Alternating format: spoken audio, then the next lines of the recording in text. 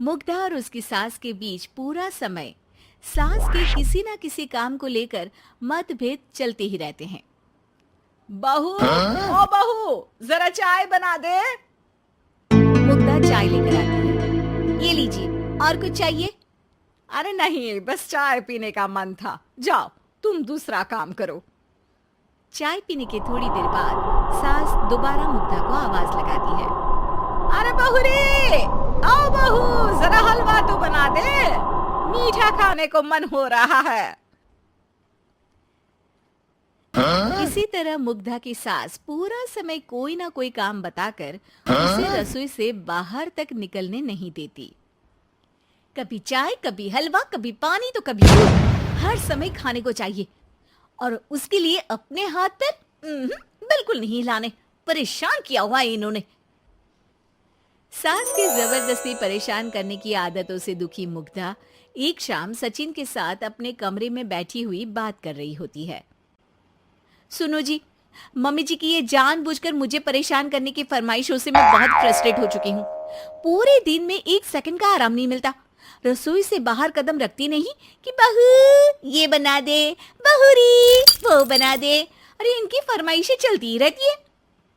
अरे मुग्धा, माँ खाने की शौकीन है पर उम्र हो चली है, खुद खाना नहीं बना सकती, इसलिए तुमसे बोलती है। अरे तो शौक भी उम्र देख कर रखने चाहिए ना। समझ में नहीं आता, हर समय फेविकॉल का जोड़ लगाए सोफे से चिपकी बैठी रहती है। इतना सब डाइजेस्ट कैसे हो जाता है उन्हें? अरे तुम मेरी माँ से इतनी नफरत कैसे कर सकती हो? मैं उनसे नफरत नहीं करती जी, बस परेशान हूँ। जहां मुग्धा अपने पति से ये सब बोल रही होती है, वहीं उसकी सास भी कमरे के बाहर दरवाजे से कान लगाए सारी बातें सुन रही होती है और अगली दोपहर रसोई में मुग्धा के पास जाती है। बहू, आज ना मेरा कुछ मसालेदार खाने का मन है। चाय बना दी, मुझे बहुत पसंद है। अरे ना, ऐसा कर लिट्टी चोखा बना ले। और हाँ, जितना मसाला बातों में मिलाकर पति को सुनाती हो ना, सब्जी में भी वैसे ही डाला करो, खाना स्वादिष्ट बनेगा। सास की बात सुनकर मुग्धा हैरान रह जाती है। मतलब अब पूरा समय मुझ पर हुक्म चलाने के साथ बंद कमरे में हुई पति पत्नी की बीच की बातें भी सुनती है? अरे बात जब मेरी थी तो सुनने में क्या दिक्कत है? ये कहकर सास वहां से चली जाती है। अरे अब तो हद पार हो गई, इस तरह से तो ये मेरा जीना मुश्किल कर देंगी। मुग्धा सास की हरकतों से परेशान उसका हल सोचने लगती है और इसी तरह कुछ दिन बीत जाते हैं जिसमें सास का जन्मदिन आता है। मुग्धा बहुत खुशी के साथ अपनी सास को एंड्रॉइड मोबाइल गिफ्ट करती है। मम्मी, आपको सबसे बात करने के लिए बहुत दिक्कत होती है ना, कभी सचिन तो कभी मुझे बोलना पड़ता है, पर इस मोबाइल से आपको कोई दिक्कत नहीं होगी। एक जगह बैठे बैठे बहुत कुछ कर सकती हैं अब आप। मोबाइल देख सासू माँ खुश हो जाती है, पर उसे इस्तेमाल करना तो आता नहीं, इसलिए साइड में रख देती है। जिसे देख मुग्धा घर का सारा काम छोड़ मोबाइल सेट कर सास को इस्तेमाल करना सिखाने लगती है, जिसके बाद अब सास पूरा समय मोबाइल में ही लगी रहती है। हाय, जब से मम्मी को मोबाइल मिला है मेरी लाइफ में कितनी शांति आई है।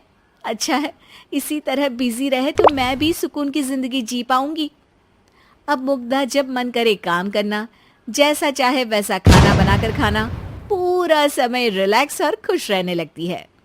क्या बात है, आजकल तुम बहुत चहक रही हो। अरे मम्मी जी से छुटकारा जो मिला है, अब ना फरमाइशें ना छुप छुप कर बातें सुनना।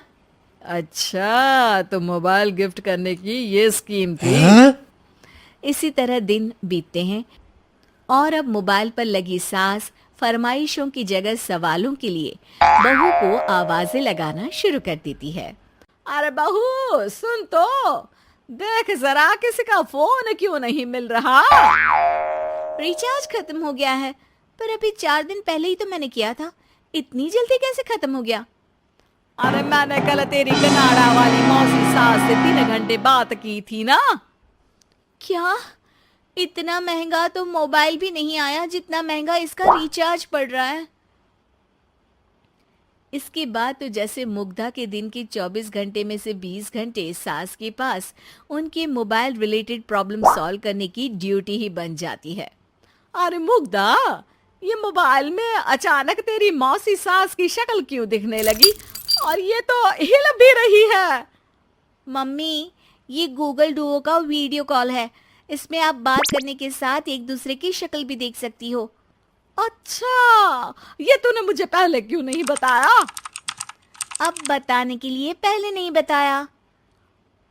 इसी बीच सचिन भी वहां आ जाता है और सास अपनी वीडियो कॉल में बिजी हो जाती है। क्यों, सास बहू में क्या गपशप चल रही है? इसे गपशप नहीं, दिमाग का दही होना बोलते हैं। पर तुम तो मम्मी को मोबाइल देकर बहुत खुश थी, फिर क्या हुआ? हाँ, उसका सुकून भी कुछ ही दिन मिला। अब घर के टंटे खत्म हुए तो मोबाइल की टिंग टिंग शुरू हो गई। देखो भाई, कुछ पाने के लिए कुछ खोना तो पड़ता है। आखिर तुमने मोबाइल अपने फायदे के लिए ही तो दिया है, तो फिर सवालों के जवाब भी देने पड़ेंगे, क्योंकि जब तक उनके हाथ में ये फुंथरू रहेगा तुम्हारी लाइफ में प्राइवेसी और सुकून रहेंगे। कहने का मतलब है अगर इससे प्यार बढ़े तो दाग अच्छे हैं।